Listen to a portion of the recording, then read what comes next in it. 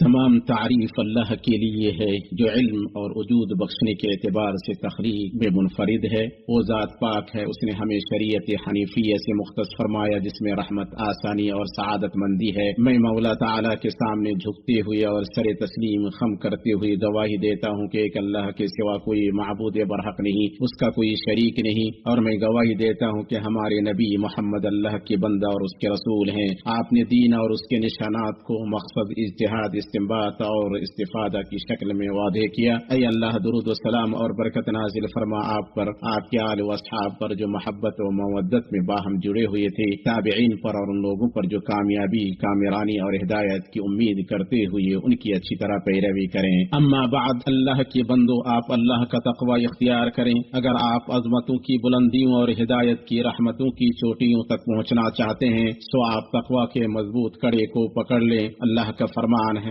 جو بھی اللہ تعالیٰ کی، اس کے رسول کی فرما برداری کریں، اللہ کا خوف رکھیں اور اس کا تقوی اختیار کریں، وہی نجات پانے والے ہیں۔ شاعر کا کہنا ہے، جو اللہ کا تقوی اختیار کرے گا اللہ اس کی مشکل کو آسان کر دے گا اور تقوی کے عوض اس کا اجر بڑھا دے گا۔ اسلامی بھائیوں، عظیم حکمت والے مولا تعالیٰ نے ہماری روشن اسلامی شریعت کو چنا جو ہر زمان و مکان کے لیے موضوع ہے اور عیب، خرابی اور کمی سے پاک ہے۔ اللہ کا فرمان ہے، آج میں نے تمہارے لیے دین کو کامل کر دیا اور تم پر اپنا انعام بھرپور کر دیا اور تمہارے لیے اسلام کے دین ہونے پر رضامند ہو گیا۔ مومنوں، جن مسائل کو شریعت نے بلند و مضبوط مقام دیا ہے اور انہیں تحقیق کے اولین و مقدم جگہ پر رکھا ہے، ان میں سے دین میں اجتہاد کا مسئلہ ہے۔ شریعت نے اس کی شان بڑھائی ہے، اس کے اثرات کو سراہا ہے اور اہل علم کو اسے اپنانے اور حفظ جاں بنانے پر ابھارا ہے۔ اجتہاد شریعت میں ایک معتبر اصل ہے جس کے دلائل اور شواہد آسان دین میں قائم ہیں اور جس کے اصول و ضوابط ثقہ علماء کے لیے واضح ہیں۔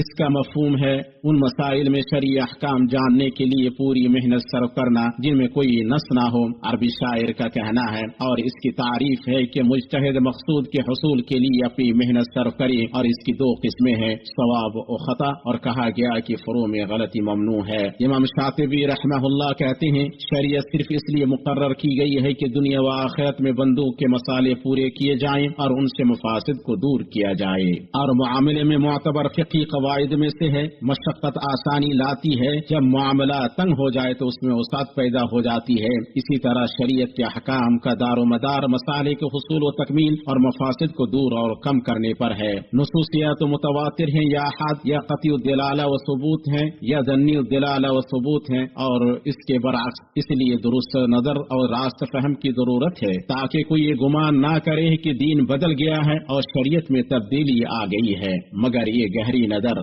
دقیق فہم ہے اور اس میں آسانی اور توسع پیدا کرنا اور مسائل و مفاسد کا خیال رکھنا ہے۔ مسلمانوں، نصوص کے فہم اور تفسیر میں اختلاف شریعت کی وسعت اور لچک کو بیان کرنے میں ایک زرخیز زمین ہے، اور اس بات کی واضح دلیل ہے کہ دین میں آسانی ہے، وہ بدلتے حالات سے ہم آہنگ ہوتا ہے، روشن مقاصد کی رعایت کرتا ہے اور ہنگامی حالات اور نت نئے مسائل میں مؤثر علت کی تعیین کرتا ہے۔ امام بخاری و مسلم نے اپنی صحیح میں ابن عمر رضی اللہ تعالی عنہما سے روایت کیا ہے کہ رسول اللہ صلی اللہ علیہ وسلم نے اپنے صحابہ سے فرمایا، جو اللہ اور یوم آخرت پر ایمان رکھتا ہے وہ عصر کی نماز بنو قریظہ ہی میں ادا کرے۔ صحابہ رضی اللہ تعالی عنہم اس فرمان کو سمجھنے میں دو رائیوں میں بڑھ گئی اور آپ صلی اللہ علیہ وسلم نے ان دونوں کو تسلیم کیا۔ اسی طرح کئی مسائل اور فروع میں جنہیں اہل علم نے آسانی اور وسعت میں سے شمار کیا ہے، جن میں ابن تیمیہ کے سنہری اصول، نامور علماء سے ملامت کو دور کرنا کی روشنی میں کوئی کسی پر نکیر نہ کرے۔ ثابت شدہ احکام و احکام ہیں جو قرآن و سنت میں منصوص ہیں، اور وہ اصول ایمان، عبادات کی فرضیت، قتل، چوری اور زنا کی حرمت اور دوسری چیزوں کو شامل ہیں۔ یہ ایسے قطعی احکام ہیں جن میں کوئی گنجائش نہیں کہ کوئی کہنے والا کچھ کہے یا کوئی عقل مند عقلی گھوڑے دوڑائے چجائے کہ معمولی حقیر آدمی شریعت کے معاملات میں بات کرے اور عوام تحلیل و تحریم کے مسائل میں گفتگو کرے، جبکہ علم میں ان کی کوئی حیثیت ہی نہیں۔ اسلامی بھائیوں، نبی صلی اللہ علیہ وسلم کے صحابہ کا آسانی و سعت پیدا کرنے اور اس بات میں بڑا ہاتھ تھا کہ وہ حالات و ظروف کے بدلنے اور نت نئے واقعات کے وقوع پذیر ہونے کے ساتھ اجتہادی مسائل میں اثر نو غور و فکر जिक्र करते थे, जैसा कि अबू बकर सिद्दीक रज़ियल्लाहु ताला अन्हु ने मुर्तदीन के खिलाफ जंग में किया, उन्होंने दीन की हिफाजत को दोस्त की मसलहत पर मुकद्दम किया। इसी तरह उस्मान बिन अफ़्फ़ान रज़ियल्लाहु ताला अन्हु ने जो किया कि उन्होंने लोगों को एक मुसहफ पर इकट्ठा किया। इसी तरह उमर रज़ियल्लाहु ताला अन्हु ने रमादा यानी कहस साल और भुखमरी के साल शुबह की बुनियाद पर हद को रोका ताकि नुकसान ना पहुंचे, और उन्होंने अबू मूसा अशअरी रज़ियल्लाहु ताला अन्हुमा को यह खत लिखा जिसमें उन्होंने कहा, और जो फैसला तुमने आज किया है, फिर तुमने इस सिलसिले में अपनी राय पर नजरसानी की और इसमें तुम्हें सही बात तक रसाई हो गई, तो तुम हक की तरफ लौटने से ना रुको, क्योंकि हक कदीम है, उसे कोई चीज बातिल नहीं कर सकती है, और हक की तरफ लौटना बातिल में पड़े रहने से बेहतर है। इज्तिहाद कभी कभी बदल जाता है, इसलिए उमर रज़ियल्लाहु ताला अन्हु ने मीराज के इस एक मसले के बारे में फरमाया, वो हमारे उस दिन के फैसले के मुताबिक था और ये हमारे आज के फैसले के मुताबिक है। नीज़ उन्होंने ताउन अबवास में फरमाया, हम अल्लाह की तकदीर से अल्लाह की तकदीर की तरफ भाग रहे हैं, और जब कोई हंगामी वाक़या पेश आता तो मुहाजिरीन व अंसार और अहले बद्र को इकट्ठा कर लेते। अरबी शायर का कहना है, ओ नबी के सहाबा और जमात हैं, अगर वो ना होते तो रोए जमीन पर कोई मुसलमान ना रहता, अगर वो ना होते तो करीब था कि जमीन अपने बाशिंदों को लेकर हिल जाती, लेकिन वो उसके मजबूत पहाड़ और मीठ थे। इस सीधे रास्ते पर आइम्मा हुदा उलमा इस्लाम चले, चुनांचे अहनाफ ने राय और क़ियास के इस्तेमाल में तवस्सुत से काम लिया। मालिकिया के यहाँ मकासिद और अमल अहले मदीना के बारे में तवस्सुत पाया जाता है। इमाम शाफी के दो कौल कदीम व जदीद हैं, और इमाम अहमद की दो बल्कि कई रिवायात वजूहात और तखरीजात हैं। ये जायज था और इख्तलाफ का सबब नहीं था। जब खलीफा ने एक मसलक पर लोगों को जमा करना चाहा तो बाद आइम्मा ने उम्मत पर वसात पैदा करने के लिए उसे ऐसा ना करने की नसीहत की। इमाम मालिक ने मुअत्ता लिखी और उसे आसान बनाया, और मोहम्मद बिन हसन ने किताबुल खिलाफ तालीफ की और उसका नाम किताबुस सआ रखा, यानी वसात की किताब। यही उलमा का तरीका और उनकी रविश रही कि वह आसानी और वसात पैदा करते, सआदत और खुशी लाते, और नदर इत्तेहाद के मसाइल में हमेशा तजदीद करते। मुसलमानों की जमात इत्तेहाद के मसाइल में तजदीद व नजर के अहम तरीन जवाबित में से अहले हल व अक़दार अहले इल्म व राय इसका जिम्मा उठाए, क्योंकि शरीयत और मकासद शरीयत की मुवाफ़क़त निरानी अक़लियात और इज्तिहादी सलाहियतों के मालिक रब्बानी उलमा की मोहताज होती है, जो उसूल व क़वाइद को अज़बर किए हुए हैं और मामलात को शरअ हनीफ की कसौटी पर परखते हैं। इन जवाबित में से है कि तजदीद का काम फुरू, जुज़ियात, वसाइल और तश्कीलात और इन जैसी चीजों में हो, क्योंकि ताबनाक शरीयत की खूसियत में से लचक तमाम ज़मानों और मकानों के लिए मौज़ूनियत और ज़ुरूफ तब्दीलियों, हालात और माहौल का पास व लिहाज है। ये शरअन व अक़लन इस बात का मुतक़ादी है कि शरीयत इन तमाम चीजों को समूए हुई हो, और इन जवाबित में से है कि तजदीद से मुअतबर शरई मसलहत पूरी हो और यकीनी या राजी खराबी दूर हो। यहाँ इस बात की ताकीद की जाती है कि पिछले और मुआसिर उलमा की तनक़ीस ना की जाए, उनकी किताबों से डराया ना जाए, उनके अक़ीदे, मनहज और इज्तिहाद के बारे में उन्हें मुत्तहम ना किया जाए, ना शरीयत के मामलात में तसाहुल व कोताही से उन्हें मुत्तहम किया जाए, ना किसी मसले में इज्तिहाद की वजह से इल्जामात, घिनौनी बातों और मुतासिबाना अफवाहों का उन्हें निशाना बनाया जाए, और न उनकी नीयतों और मकसदों पर उन्हें मतून किया जाए, बल्कि वो या तो सही को पाने वाले मुज्तहिदीन हैं जिनके लिए दोहरा अजर है, या गलती करने वाले मुज्तहिदीन हैं जिनके लिए एक अजर है। इसलिए उनके इज्तिहाद की कदर करना और उनके साथ अदब बजा लाना जरूरी है, जैसा कि सलफ रहमहुल्लाह का मनहज रहा है। वो इल्म की अलामात और शरीयत की कदा और शख्सियात हैं। इमाम ज़हबी रहमहुल्लाह ने अपने सुनहरे कलाम में फरमाया, अगर हम में से कोई आलिम या इमाम जब गलती करे और हम उसे बिदअती या जाहिल गर्दानने लगे तो हम में से कोई भी नहीं बचेगा, लेकिन तौफीक याफ्ता वो है जिसकी थोड़ी गलती को उसके बहुत सारी दुरुस्ती में नजरअंदाज कर दिया जाए। मगर इस सिलसिले में हलाकतों तक ले जाने वाली मुसीबत और हंगामाई आराई बढ़ गई है। ये उलमा के कलाम पर जुरातमंदी और नुसूस को उनके सही सियाकों से जुदा वाला करने की कभी तरीन रवेशों में से है। उसने खलीज को गहरा किया, फितने पैदा किए और तनाज़ुआ तक़सीम पर उभारा। अल्लाहुल मुस्तआन। इज्तिहादी मसाइल में तजदीद के मैदानों में से वो ज़ाबिते और क़वानीन हैं जो सरबराहान ममलकत बनाते हैं और उनसे रियाया के मफादात पूरे होते हैं। मुकर्रर उसूलों में से है कि रियाया में हुक्मरान का फैसला मसलहत से जुड़ा हुआ होता है, हाकिम का फैसला इख्तिलाफ को खत्म कर देता है, क्योंकि और असल अशिया में इबाहत है। इमाम इज़्ज़ बिन अब्दुस्सलाम रहमहुल्लाह कहते हैं, जब मसाले और मफासिद इकट्ठा हो जाएं तो अगर हुसूल मसाले और दफ़े मफासिद मुमकिन हो तो इस सिलसिले میں اللہ تعالیٰ کے حکم پر عمل کرتے ہوئے ایسا ہی کریں گے، کیونکہ اللہ تعالیٰ کا فرمان ہے تم اپنی استطاعت بھر اللہ تعالیٰ سے ڈرو۔ یہ معاملات ہیں جنہیں اہل علم و فقہ و نظر ہی منضبط کریں، تاکہ تجدید کا کام رغبتوں، خواہشوں، چاہتوں اور آراء وغیرہ کی بنیاد پر نہ ہو۔ اسی طرح کی بات امام قرافی رحمہ اللہ نے کہا ہے۔ اللہ کے بندو، اللہ کا تقوی اختیار کریں، اس کی شریعت کو مضبوط سے تھام لیں، دنیا و آخرت میں کامیاب اور سعادت مند ہوں گی۔ اے اللہ تو ہمیں ہدایت دے جس میں لوگوں نے اختلاف کیا، تو ہی جسے چاہتا ہے صحیح راستے کی طرف ہدایت دینے والا ہے۔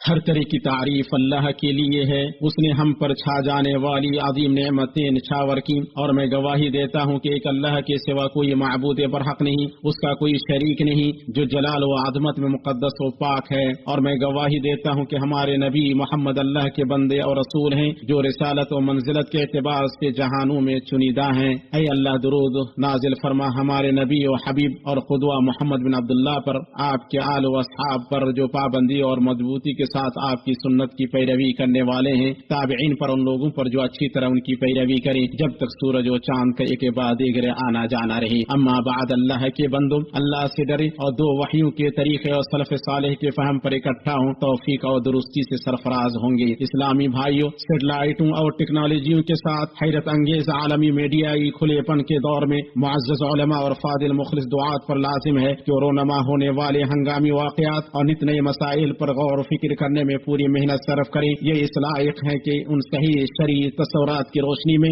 ان کی اصول بندی کی جائے، جن سے انجام کار کی فقہ، ترجیحات کا اعتبار اور مقصدیت پر مبنی اجتہاد واضح ہو۔ سو آپ دو وحی کو لازم پکڑے اور ان سے تجاوز نہ کرے، اچھی سمجھ کے ساتھ ان کے راستے پر چلیں۔ اگر کسی غیر واضح نص کا سمجھنا ناممکن ہو تو رہنمائی لینے والے کی مانند اہل علم سے پوچھیں۔ یہ فقہ اکیڈمی اور علمی مجلسوں میں اجتماعی اجتہاد سے پورا ہوگا، جس میں حالات، زمان و مکان، ماحول، ظروف، عادات، روایات اور اشخاص کو مد نظر رکھا جائے، جو اسباب ہیں جن کی وجہ سے مسائل پر نئے سرے سے غور و فکر کی جاتی ہے، جیسا کہ اس بارے میں ابن القیم رحمہ اللہ نے اعلام الموقعین کے اندر تفصیل سے گفتگو کی ہے۔ اسی طرح اجتہادی مسائل پر نئے سرے سے غور کرنے سے آسانی، وسعت اور سعادت حاصل ہوگی۔ اسی طرح یہ جان لینا چاہیے کہ آج اصالت پر مبنی اس منہج کے خلاف مسلمات اور کلچروں اور تہذیبوں کے قاصد مشترک کو نظر انداز کر کے آزادی رائے و بیان پر جو کچھ اچھالا جا رہا ہے، وہ تعصب، نفرت، کینے اور تہذیبوں کی باہمی کشمکش کو بھڑکاتا ہے اور انتہا پسندی اور دہشت گردی کا محرک ہوتا ہے، اور بار بار قرآن کریم کو جلانے اور مسلمانوں کے مقدسات سے چھیڑ چھاڑ کرنے کے واقعات ان بڑے مقدس مقاصد سے متعلق غلط فہمی کے نمونے ہیں، جن کی رعایت دین، نفس،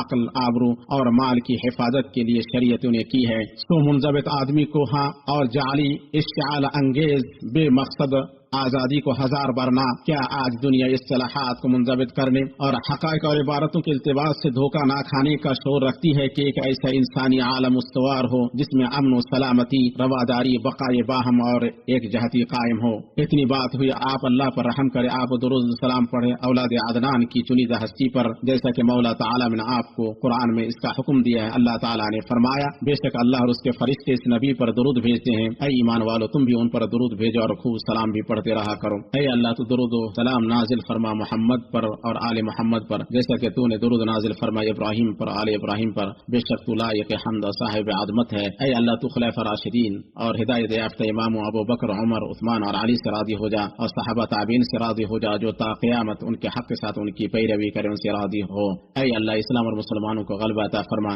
دین کے قلعے کی حفاظت فرما، اس ملک اور مسلمانوں کے تمام ممالک کو امن و اطمینان والا، سخاوت اور خوشحالی والا بنا دے۔ اے اللہ ہمیں اپنے ملکوں میں امن عطا فرما، ہمارے اماموں اور سربراہان مملکت کو توفیق عطا فرما، ہمارے امام اور ولی عہد کی حق و درستی کے ذریعے تائید فرما۔ اے اللہ ہمارے امام خادم حرمین شریفین کو، ان کے ولی عہد کو اور مسلمانوں کے تمام سربراہوں کو ان چیزوں کی توفیق عطا فرما جن میں اسلام کا غلبہ اور مسلمانوں کی بھلائی ہے، اور جن میں بندوں اور ملکوں کے لیے خیر و بھلائی ہے۔ اے اللہ ہمارے لیے سیکورٹی اہلکاری اور سرحدوں پر تعینات فوجیوں کو کامیابی عطا فرما۔ اے اللہ مسلمان مردوں اور عورتوں کی مغفرت فرما، ان کے دلوں کو جوڑ دے، ان کے تعلقات کو درست کر، انہیں انہیں امن کی راہ کی ہدایت دے، انہیں ظاہری و باطنی فوش کاموں اور فتنوں سے محفوظ رکھ کر ان کے حالات کی اصلاح فرما، ان کے خونوں کی حفاظت فرما، اور تو ہر جگہ کمزوروں کے لیے ہو جا یا ذل جلال والاکرام۔ اے اللہ مغموموں کے غم کو دور کر دے، مصیبت زدہ لوگوں کی مصیبت دور فرما، مقروضوں کے قرض کو ادا کر دے، ہمارے مسلمانوں کے مریضوں کو شفا عطا فرما، مسلمانوں کے مقدسات کو چال بازوں کی چال، مکاروں کے مکر اور دست درازی کرنے والوں کی دست درازی سے محفوظ فرما۔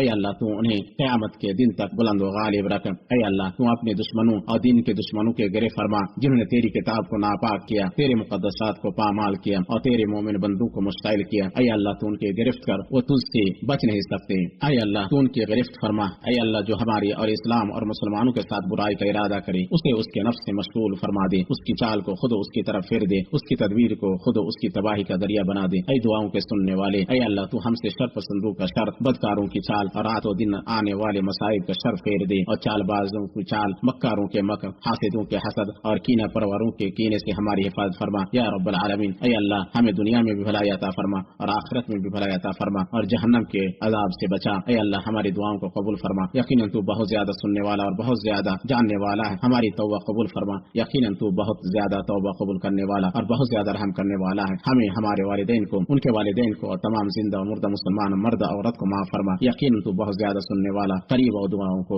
قبول کرنے والا ہے۔ سبحان ربک رب العزة عما یصفون، والسلام علی المرسلین، والحمد للہ رب العالمین۔